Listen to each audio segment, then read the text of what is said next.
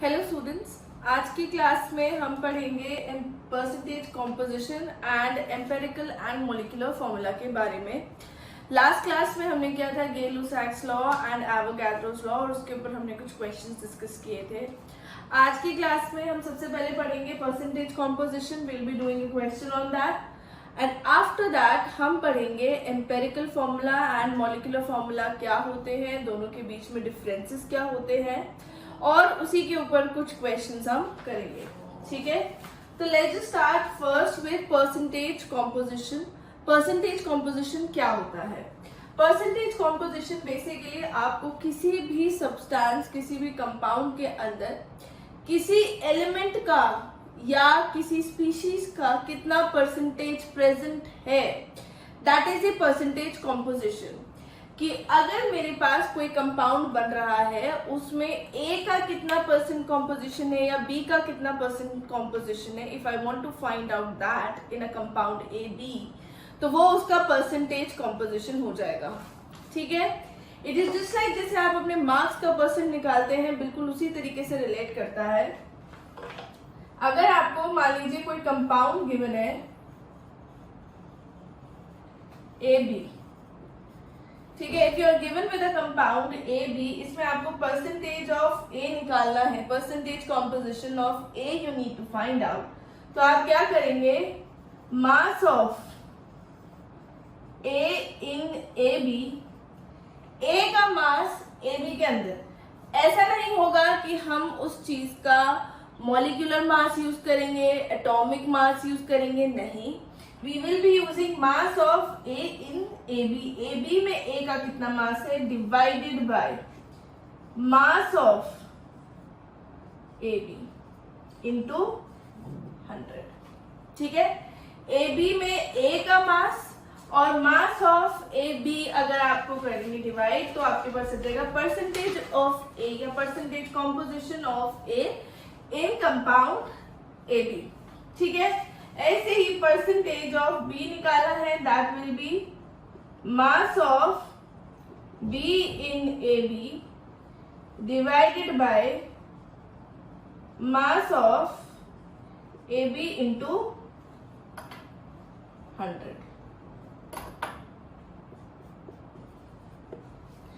ठीक है, तो ये आपके पास दोनों का परसेंटेज कॉम्पोजिशन आ गया।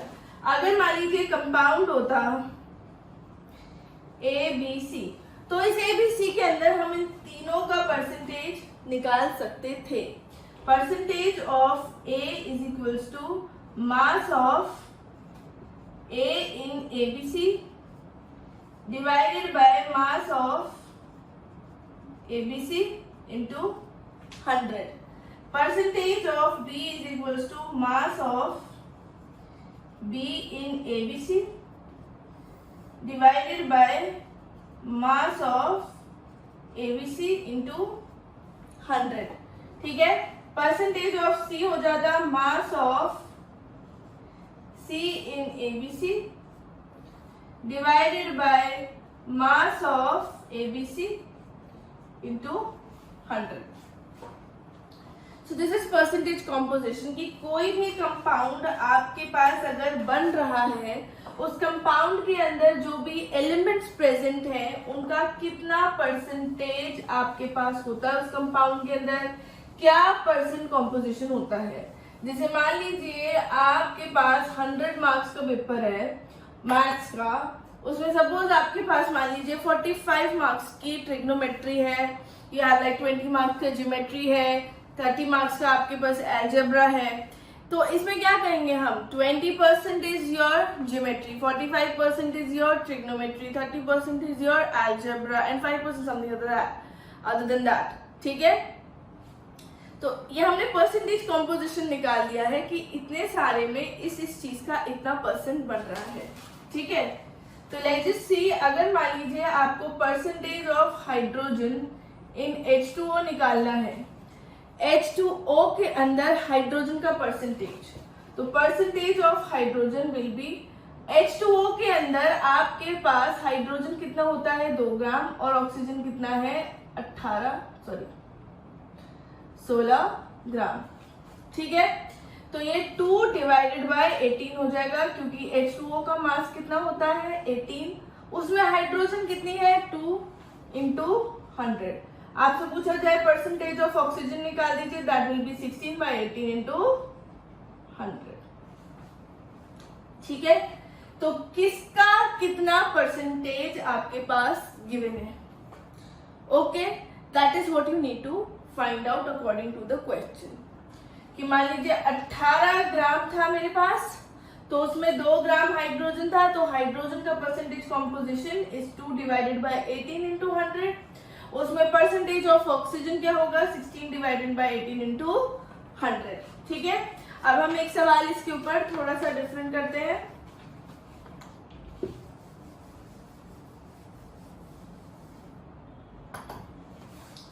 क्वेश्चन है आपके पास, find the percentage of water of crystallisation in copper sulphate pentahydrate.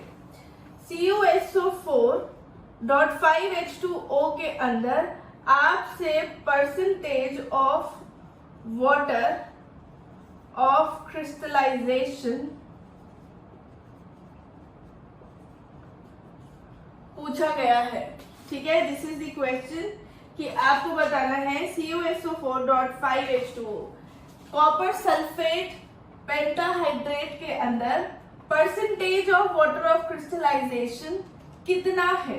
तो हमें सबसे पहले क्या निकालना पड़ेगा, CuSO4.5H2O का मोलर मास हमको निकालना पड़ेगा, क्योंकि जब भी आप निकालेंगे percentage of this water of crystallisation, आप निकालेंगे mass of H2O in CuSO4.5H2O divided by mass of CuSO4.5H2O into 100। यही करेंगे।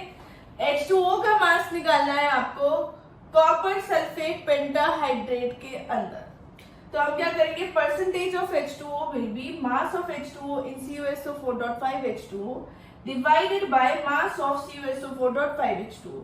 तो इसका मोलर मास निकालने के लिए क्या करेंगे, कॉपर का मास हम लेंगे 63.5, सल्फर इज 32, ऑक्सीजन इज 16 और H2O क्योंकि ये वाटर ऑफ क्रिस्टलाइजेशन है तो हम इसे क्या करेंगे, ऐड करेंगे, मल्टीप्लाई नहीं करेंगे। तो मोलर मास निकालने के लिए क्या करेंगे आप, copper is 63.5, sulphur is 32, oxygen is 4 atoms of oxygen and 1 atom will be 16, so you will have the mass 64। 5H2O का मतलब है 5 पानी के मॉलिक्यूल्स और 1 वाटर मॉलिक्यूल का मास कितना होता है, अभी हमने लास्ट क्वेश्चन में किया, दैट इज 18। तो दैट विल बी 5 इंटू 18 या फिर आप कह लीजिए 90 मास होगा इसका। यह आ जाएगा आपके पास 249.5, दिस विल बी 249.5। तो इसमें H2O कितने थे 5, एक H2O कितना होता है 18, तो इसका मास कितना हो गया 90। 90 divided by 249.5 into 100, that will come out approximately to be 36%। ठीक है, so the percentage of water of crystallisation in CuSO4.5H2O is 36%। ठीक है, इस तरीके से आप निकालेंगे किसी भी क्वेश्चन में अगर आपको परसेंटेज कॉम्पोजिशन पूछा हुआ है। Now this is how you will do the question कि आपको परसेंटेज कॉम्पोजिशन पूछा हुआ है, आप इस तरीके से सॉल्व करेंगे। यू विल फाइंड आउट कि जिसका भी परसेंटेज कॉम्पोजिशन पूछा है वो कितना है, डिवाइडेड बाय जिसमें पूछा है उसका मास कितना है, इनटू 100। ठीक है, तो बहुत ही आसान सा टॉपिक है ये, which is not that hard. Next we are going to understand the empirical formula and molecular formula.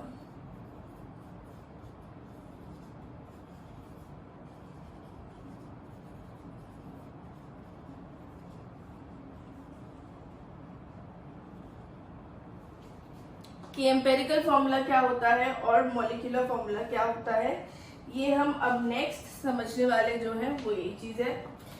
C molecular formula आपने अब तक नाम सुना होगा कई दफे, molecular formula and this that. Molecular formula आपको एग्जैक्ट नंबर ऑफ एटम्स बताता है किसी भी एलिमेंट के in one molecule of the compound, ठीक है। तो it tells you the exact number of atoms of each element present in one molecule of a compound। किसी कंपाउंड के एक मॉलिक्यूल में कितने एटम्स प्रेजेंट है, किसी भी एलिमेंट के एग्जैक्ट नंबर में एक मॉलिक्यूल में कितने होते हैं, that is told by the molecular formula. इसीलिए रिएक्शन वगैरह में हम किसको यूज करते हैं, मॉलिक्यूलर फॉर्मूला को।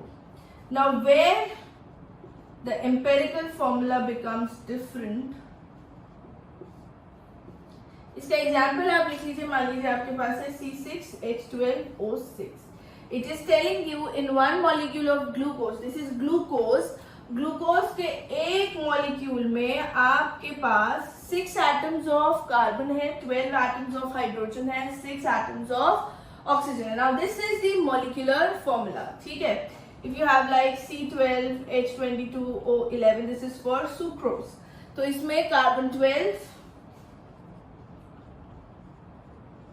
हाइड्रोजन 22 एंड ऑक्सीजन 11, ये हमको पता चल रहा है इससे। Now what is the empirical formula? It is the simplest ratio,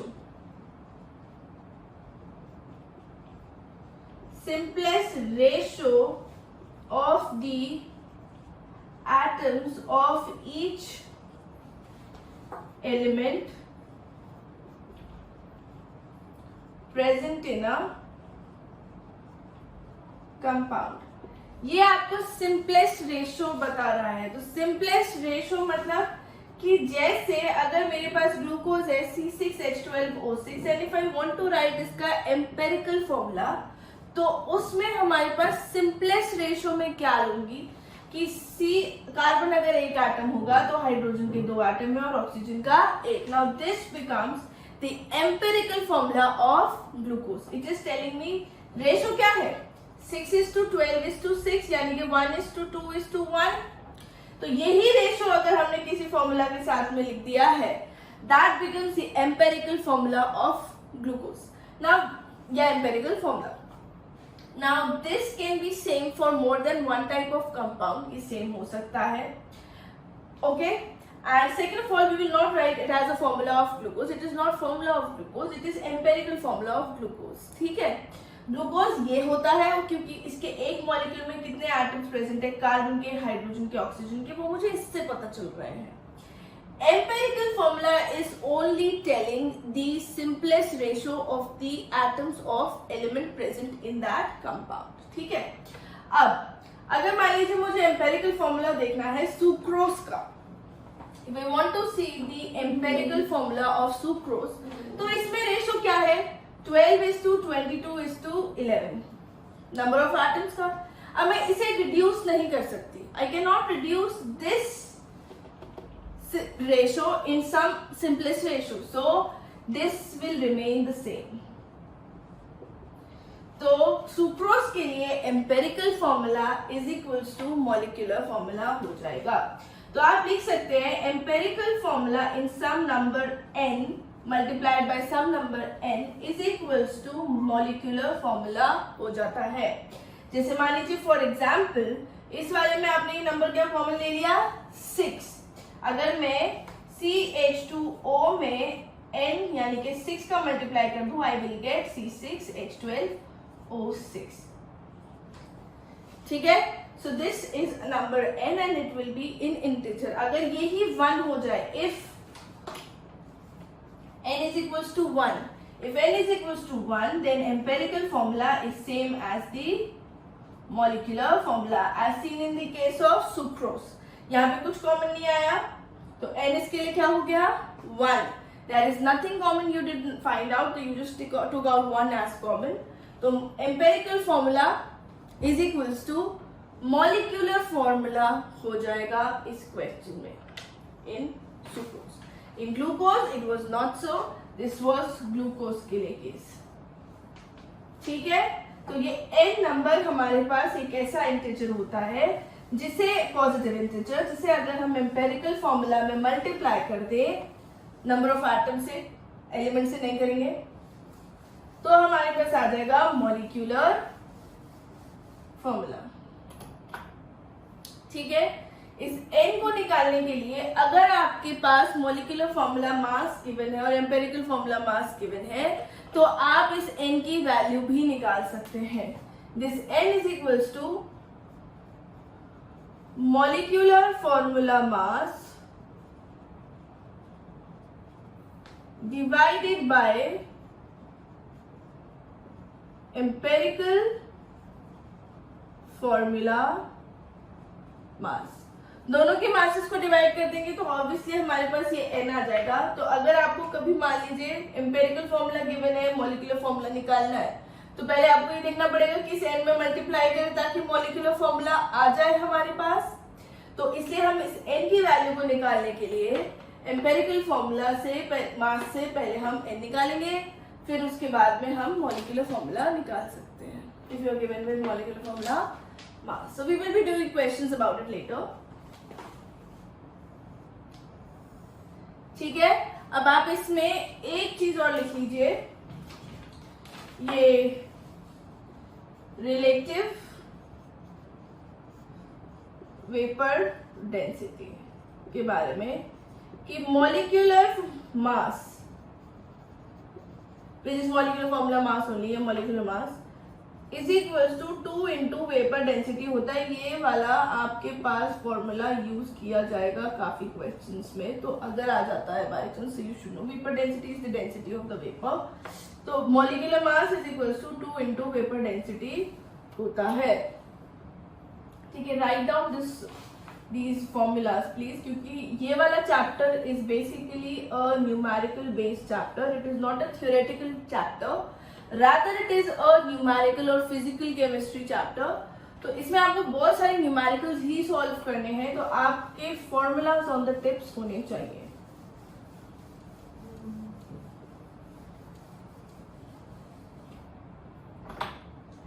ठीक है, now what we are going to do कि अगर आपको परसेंटेज अबंडेंस दे रखा है, अगर आपको किसी कंपाउंड में परसेंटेज कॉम्पोजिशन दे रखा है, जैसे मान लीजिए मैंने परसेंटेज कॉम्पोजिशन आपको बताया कि कैसे निकालते हैं, तो अगर आपको परसेंटेज कॉम्पोजिशन दे रखा है तो हम उसे एम्पेरिकल फॉर्मूला कैसे निकालते हैं। So next we are going to find out empirical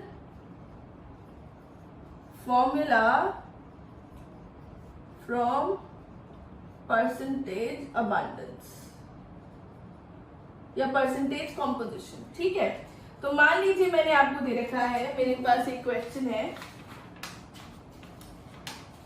find the empirical formula of a compound with the following percentage। ठीक है, लेड का परसेंटेज आपको दे रखा है 62.5, नाइट्रोजन का दे रखा है 8.5 एंड ऑक्सीजन इज 29%। ठीक है, अब हम निकाल रहे हैं कि अगर मेरे पास कोई कंपाउंड है जिसमें ये परसेंटेज है, मतलब आप ऐड करेंगे 100% ही आएगा, तो अगर ये परसेंटेज है तो इसका एम्पेरिकल फॉर्मूला क्या होगा, मुझे कैसे निकालना है। ठीक है, हम इसे क्वेश्चन के द्वारा कर रहे हैं, वैसे आप रादर इसके लिए कोई एक टेबल फॉर्म करके पहले आप जनरल फॉर्म में भी लिख सकते हैं, but we are doing it with a question so that it becomes more easy to understand.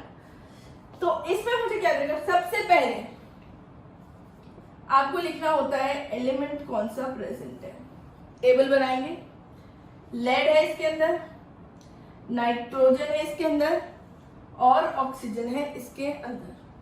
फिर उनका लिख लीजिए परसेंटेज कितना कितना है, this is 62.5, this is 8.5 and this is 29। ठीक है, फिर उसके बाद में आपको क्या करना है, इनके एटॉमिक मास लिख लेने हैं। लेड का एटॉमिक मास होता है 207.2 समथिंग, तो आप 207 भी ले सकते हैं। Nitrogen is 14 and oxygen is 16। ठीक है, फिर उसके बाद में ये तो हमने क्वेश्चन से इंफॉर्मेशन लिख ली है, ये हमारे पास नोन था, ये आपको क्वेश्चन में गिवन होगा। वैसे लेड का मास कितना होता है, क्योंकि ज्यादा वाले मासेस होते हैं वो गिवन होते हैं क्वेश्चन में, जो हेवियर एलिमेंट्स के होते हैं। ये क्वेश्चन में इंफॉर्मेशन हमको गिवन है, ठीक है। अब आपको क्या करना है, परसेंटेज को डिवाइड करना है बाय द एटॉमिक मास, कि ये देखने कितने नंबर ऑफ एटम्स टाइप हमके पास प्रेजेंट है, ठीक है, कि इतना मास है, इतना परसेंटेज है। 62.5 डिवाइडेड बाय 207.2 करना है, 8.5 डिवाइडेड बाय 14 करना है, 29 डिवाइडेड बाय क्या करना है, 16, ठीक है। So this is what you have to do in this question, okay. फिर इसके बाद में आपको क्या करना है, जो भी इसमें से लीस्ट आएगा, the number which is least in all of these, उससे आपको दोबारा से ही डिवाइड करना पड़ेगा। तो ये अगर हम कर लें तो ये आएगा आपके पास करीब 0.302 type, this will B 0.607 something, and this will B 1.81 approximately, ठीक है। अब इन तीनों में से सबसे लीस्ट कौन सा है, आपने क्या किया, क्वेश्चन की चीजें लिखी हैं, इसको डिवाइड कर दिया इससे, इसको डिवाइड कर दिया इससे, इसको डिवाइड कर दिया इससे। तीनों में से जो भी सबसे कम है उससे वापस से इन्हीं सबको डिवाइड करना है। तो 0.302 is less, 0.302 divided by 0.302 that is your 1। ये आपके पास सिंपलेस्ट रेशियो निकल के आएगा, ठीक है। 0.607 by 0.302 will be approximately equal to 2, कुछ 1.9 समथिंग करके आएगा, तो हम इतना ही लेंगे, ठीक है। राउंड ऑफ आप कर सकते हैं, this will B 1.81 something divided by 0.302, ये आपके पास आएगा 5.99 करीब, तो हम इसे क्या ले लेंगे, 6, यानी कि रेशियो क्या हुआ, 1:2:6 का। अगर ये रेशियो डेसिमल में आता तो हम इसे क्या करते, मल्टीप्लाइड बाय सम नंबर कर देते, तीनों को सेम नंबर से, ताकि हम वो पॉइंट को इंटीजर में कन्वर्ट कर पाए। तो दिस इज 1:2:6, यानी कि इसका एम्पेरिकल फॉर्मूला क्या हो गया, PbN2O6, यही इनका सिंपलेस्ट रेशियो निकल के आया है। अब आपको कुछ लग नहीं रहा ऐसा कि ये नाइट्रेट की यूनिट हो रही होगी NO3, तो हम इसे सिंपलेस्ट में और ऐसे लिख सकते हैं, PbNO3 का whole twice. N2O6 is nothing like that, इसमें एनाइन आपके पास NO3 नेगेटिव हो सकता है, 2 कॉमन निकालिए, NO3 का whole twice. So this is the empirical formula of lead nitrate, ठीक है। यही मॉलिक्यूलर फॉर्मूला भी होता है लेड नाइट्रेट का, एम्पेरिकल फॉर्मूला आर सेम। तो इस तरीके से आपको निकालना है, you first have to write the percentage, the atomic mass, divide this with this, this with this. इसे उल्टा मत लिखिएगा, कंफ्यूजन हो जाएगा। पहले परसेंटेज लिख लीजिए, इसको इससे, इसको इससे, इसको इससे, जो भी लीस्ट आएगा उससे वापस से डिवाइड करना है आपको। You will get the simplest ratio. If that comes out to be in decimal, मान लीजिए 2.5 आता, तो मैं इन सब की मल्टीप्लाई 2 से कर देती, ठीक है। तो ये 2 हो जाता, ये 5 हो जाता और ये 12 हो जाता, अगर ये 2.5 होता तो। फिर ये वाले हमारे पास सबस्क्रिप्ट में लिखे जाने वाले नंबर्स हो जाते हैं।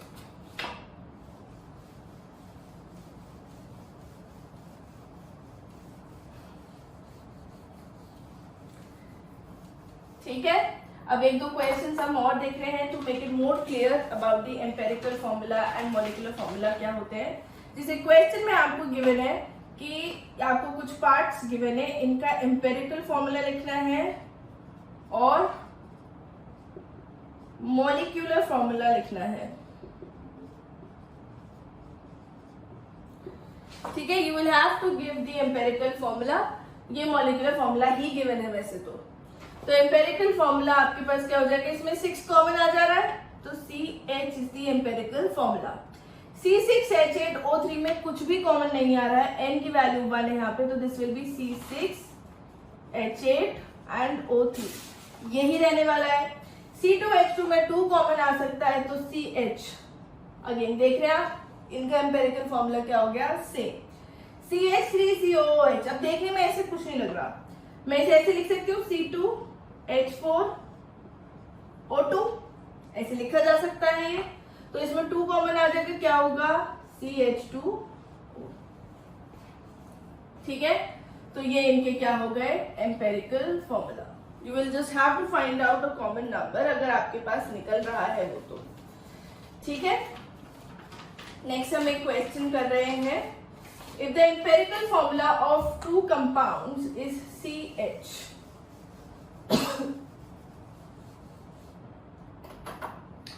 if the empirical formula of 2 compounds is CH, मतलब एम्पेरिकल फॉर्मूला 2 कंपाउंड दोनों का सेम है CH, ये हो सकता है, दोनों का ही एम्पेरिकल फॉर्मूला आपके पास सेम है, 2 कंपाउंड है और दोनों का ही एम्पेरिकल फॉर्मूला दे रखा है CH, so yes it can happen.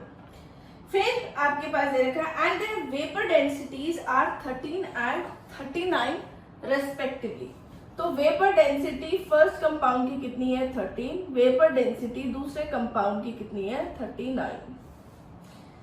Find there molecular formula, अब हम इनको क्या निकालने हैं, इनके मॉलिक्यूलर फॉर्मूलास निकालने हैं, ठीक है। अब सबसे पहले वेपर डेंसिटी से क्या निकाल सकते हैं, मोलर मास, मॉलिक्यूलर मास, यानी कि इंटू 2 26, ठीक है। ये हमारे पास क्या आ गया, मॉलिक्यूलर मास। n की वैल्यू अगर मैं निकालूंगी तो मॉलिक्यूलर मास डिवाइडेड बाय क्या करना था हमको, एम्पेरिकल फॉर्मूला मास। एम्पेरिकल फॉर्मूला मास कितना है, कार्बन का मास 12 प्लस हाइड्रोजन का 1 दैट इज 13, तो n की वैल्यू क्या आ गई 2, यानी कि CH का होल ट्वाइस, यानी कि C2H2, पहले कंपाउंड का, द फर्स्ट कंपाउंड, पहले कंपाउंड का मॉलिक्यूलर मास है आपके पास C2H2, sorry molecular formula, this is the molecular formula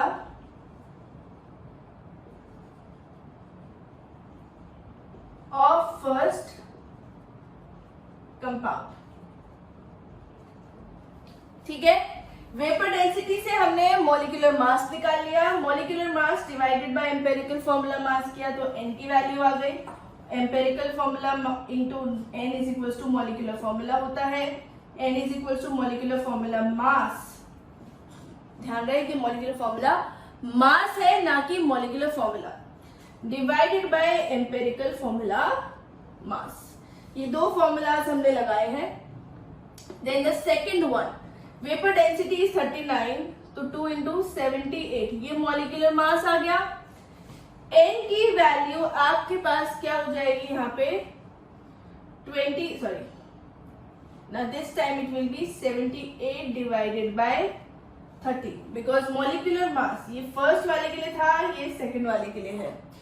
अब इसका मॉलिक्यूलर मास सेकंड वाले का कितना है 78, वेपर डेंसिटी इंटू 2, तो मॉलिक्यूलर मास हो गया 78, तो n का वैल्यू 78 डिवाइडेड बाय 13, तो 78 डिवाइडेड बाय 13 हमारे पास कितना आएगा 6, तो दिस विल बी CH का whole 6 is equal to C6H6। Now this is the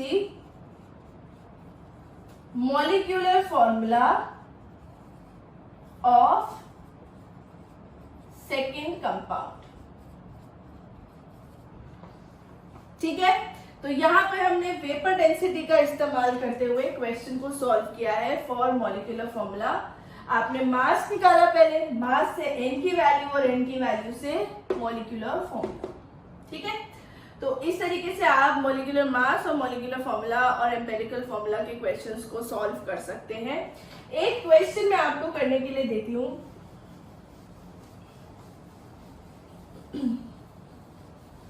जो आपको होमवर्क में अपनी कॉपीज में करके सेंड करना है। The question is find the empirical formula of a compound containing 17.64% of hydrogen and 82.35% of nitrogen. वैसे हम सबको पता है कि इसका आंसर क्या हो सकता है, लेकिन आप प्लीज इसे सॉल्व करके, दिस इज योर होमवर्क, आप इसको सॉल्व करके सेंड इट टू मी कि एक टेबल बनाए, फिर उस टेबल में एटॉमिक मासेस, मतलब पहले अबंडेंस फिर atomic masses, then divide them, then find out the simplest ratio. This you will have to do, ये आपको करके सेंड करना है। ओके, होपफुली आपको आज की क्लास में समझ में आया होगा एम्पेरिकल फॉर्मूला और मॉलिक्यूलर फॉर्मूला और परसेंटेज कॉम्पोजिशन के बारे में। नेक्स्ट क्लास में हम calculation based on chemical reactions करेंगे and after that we will be doing some questions of this chapter. हम न्यूमेरिकल्स उठाने वाले हैं इस चैप्टर के, so that it becomes more easy for you guys to do the numerical section, क्योंकि बच्चों को सबसे ज्यादा दिक्कत आती है मोल कंसेप्ट में। That is what I have experience कि बच्चों को न्यूमेरिकल सॉल्व करने में बहुत दिक्कत आती है। When they are studying so much theory in chemistry, they are just not that very good with the questions of numericals. Okay, so in next class we will be doing chemical equations के calculations.